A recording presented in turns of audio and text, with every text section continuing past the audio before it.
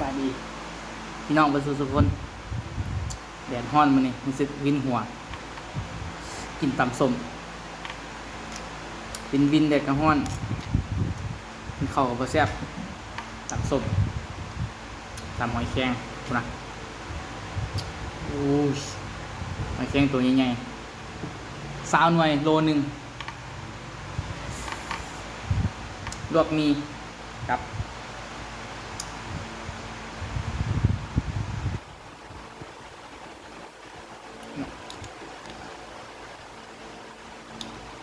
ตัวใหญ่เติบ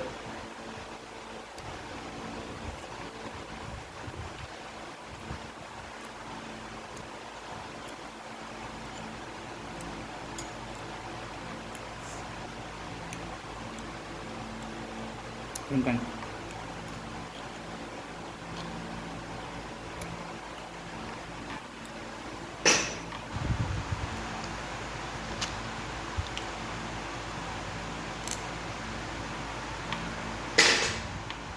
ตัวใหญ่อยู่2ตัวต่อคำ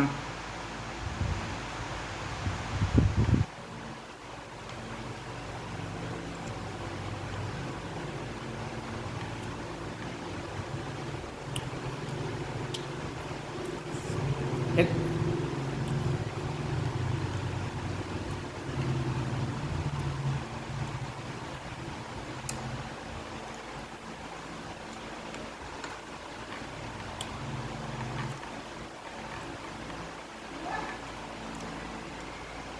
แกวิน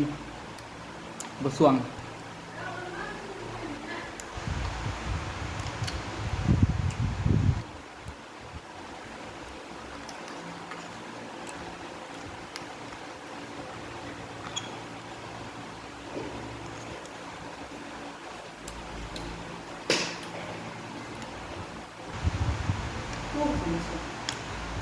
ตำ พักเองเชื่อมทำเอง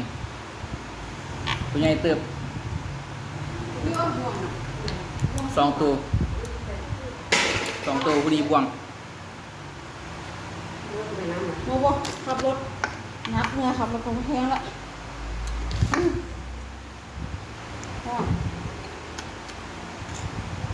ลูกเด็กหอยนี่ลูกเขาไหนเอาลงลูกพันมองอ่อนมองร่างไปเต็มหัวขวบก็สูงตาที่หัวที่จะมองมีระดับอะไรเลย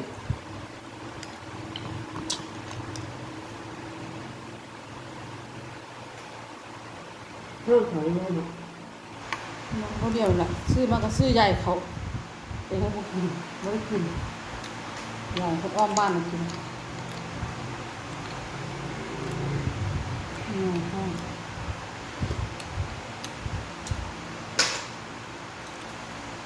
น่ารักบอกความยืนโอเป้พูดเลย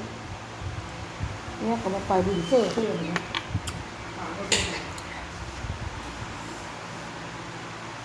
มีกับ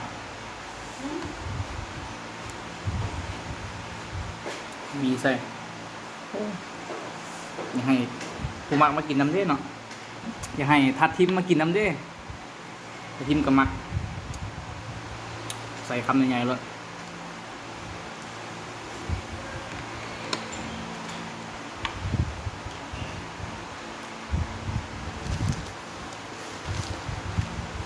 เฮ้ย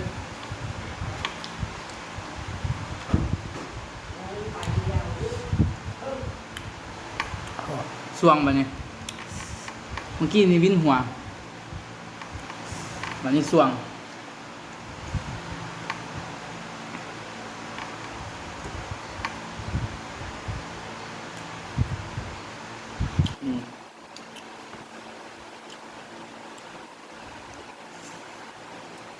จำเจ้าสม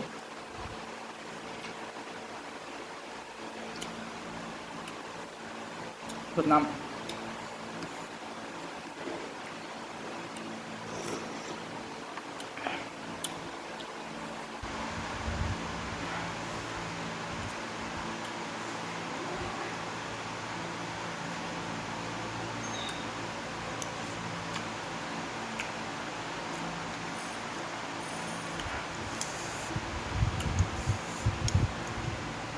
ผู้ใหญ่เติบตำบวง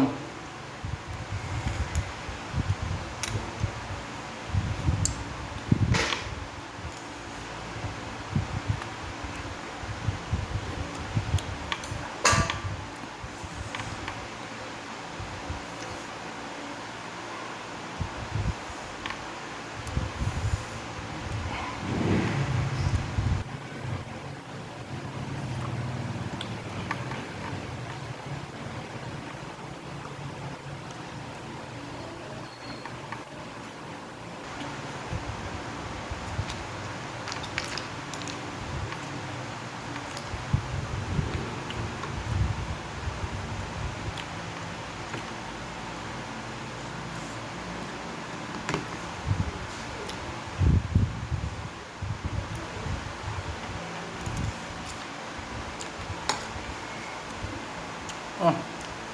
เฮ็ดน้ำตากันไหลเฮ็ดแห้ง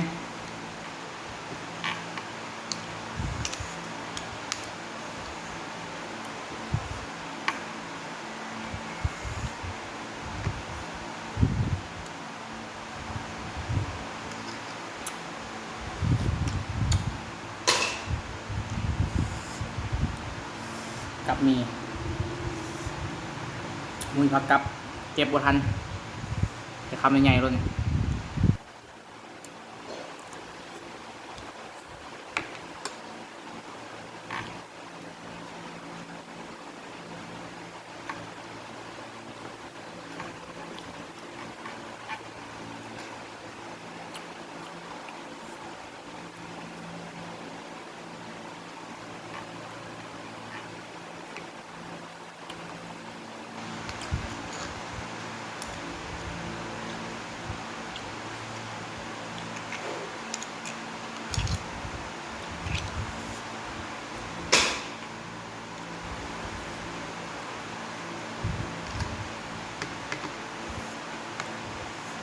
เดี๋ยวจะหน่อย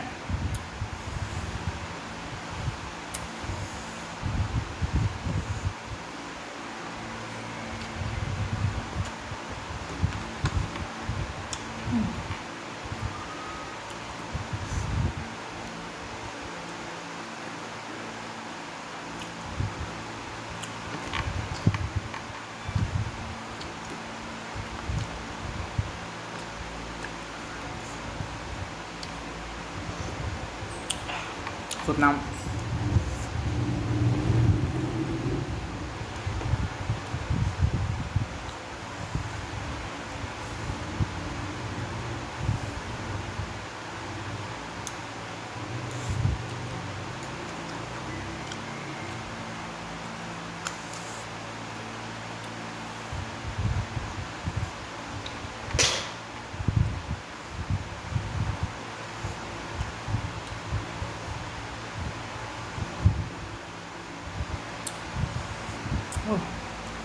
ช่วง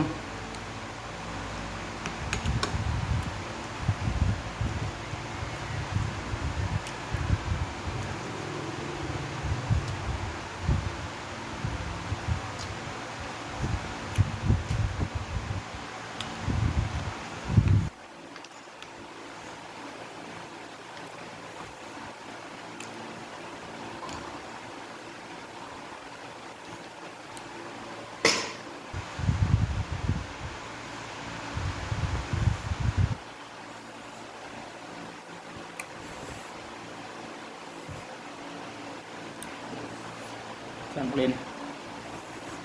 นหน่อยน้ำ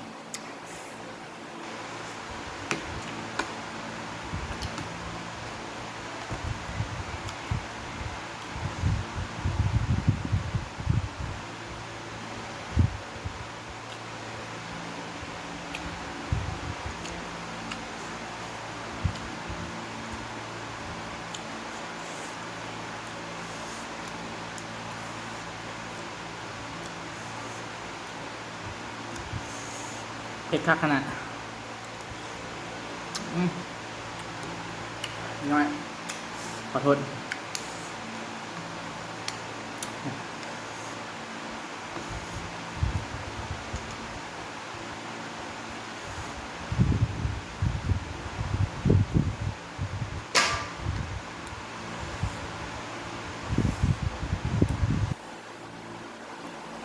มี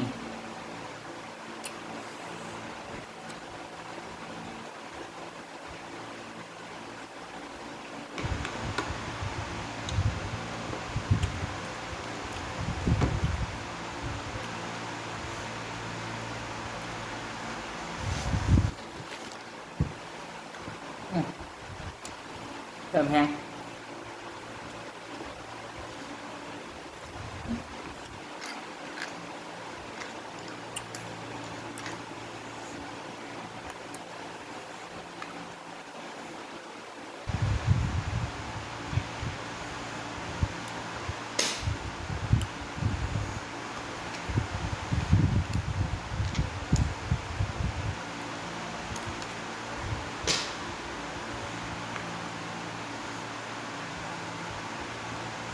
นะ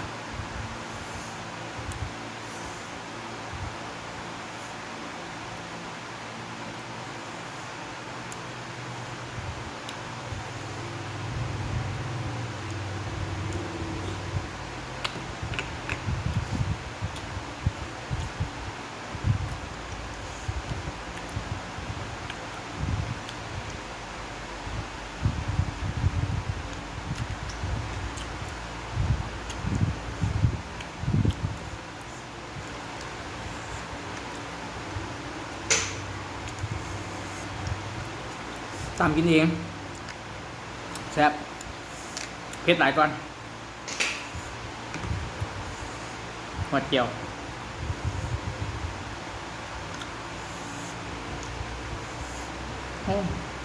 ให้คาทิมมากินน้ำเด้เนาะ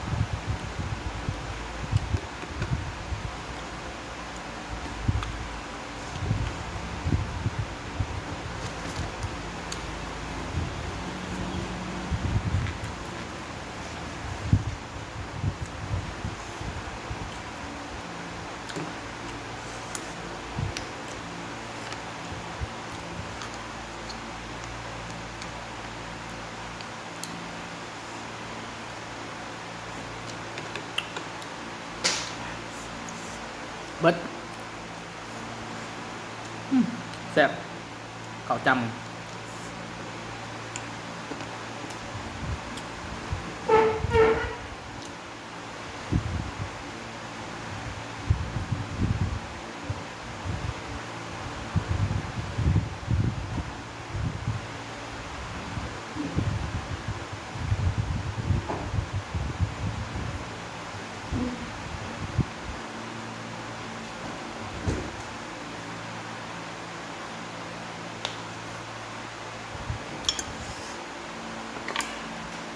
เผ็ดแห้ง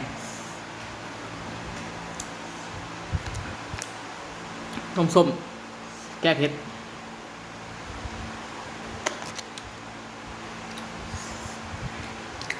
แซ่ปลาไว้แต่เช้า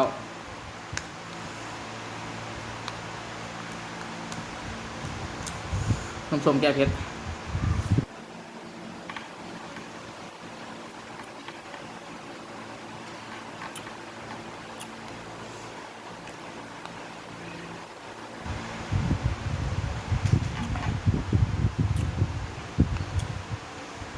โอ้เย็น